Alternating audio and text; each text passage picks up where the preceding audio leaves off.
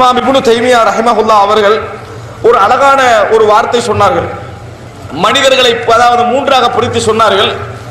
அதாவது அல் உலமாஉ ஸலாஸா, படித்தவர்கள் அறிவுள்ளவர்கள் மூன்று வகையானவர்கள்.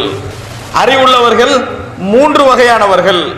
ஆலிமும் பில்லாஹ் லைஸ ஆலிமம் பி அம்ரில்லாஹ், அல்லாஹ்வை அறிந்து வைத்திருப்பார், அல்லாஹ்வை அறிந்து வைத்திருப்பார். அதே நேரத்தில் அல்லாஹ்வுடைய கட்டளைகளை சட்டங்களை அவர் அறிந்திருக்க மாட்டார்.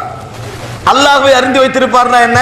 அல்லாஹ் எவ்வளவு கோபப்படுவான், அல்லாஹ் எப்படி இறக்கப்படுவான், அல்லாஹ்வுடைய நிர்வாகம் எப்படி, அல்லாஹ் தஆலா ஒரு விஷயத்தை கையாண்டால் எப்படி கையாளுவான், அவனது வழிமுறைகள் என்ன, எப்பொழுது பாதிப்பு ஏற்படும், எப்பொழுது நன்மைகள் ஏற்படும், எந்த இடத்தை அவன் இலக்கு வைப்பான் என்பதை எல்லாம் அறிந்து வைத்திருப்பார். ஆனா அவருக்கு என்ன தெரியாது?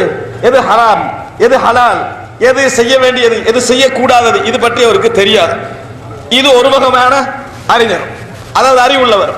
ஆலிமும் பி அம்ரில்லாஹ் லைஸ ஆலிமம் பில்லாஹ், சிலருக்கு மார்க்க அறிவெல்லாம் இருக்கும், எது கூடாது, எது கூடும், எது வாஜிபு, எது சுன்னா, எது அகீதா, எது சட்டம், அதெல்லாம் தெரிஞ்சிருக்கும்.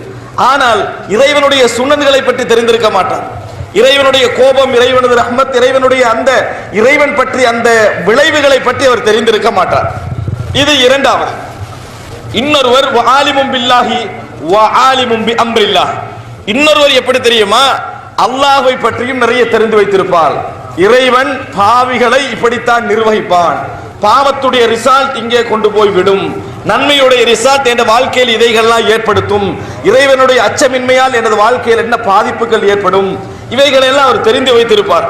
அதே நேரத்தில் எது ஹராம், எது ஹலால், எது வாஜிப், எது சுன்னா, எது அகீதா என்பதை எல்லாம் ஒரு தெரிந்து வைத்திருப்பார். இவர்களிலேயே மிக சிறந்தவர் அந்த கடைசியானவர் தான். இறைவனையும் பற்றி தெரிந்து இறைவனது சட்டங்களையும் தெரிந்து வாழ்கிறார்களே அவர்கள்தான் இன்னமா யஹ்ஷல்லாஹ மின் இபாதிஹில் உலமா, அல்லாஹ்வை அஞ்சுகின்றவர்கள் எல்லாம் தனது அடியார்களில் யார்?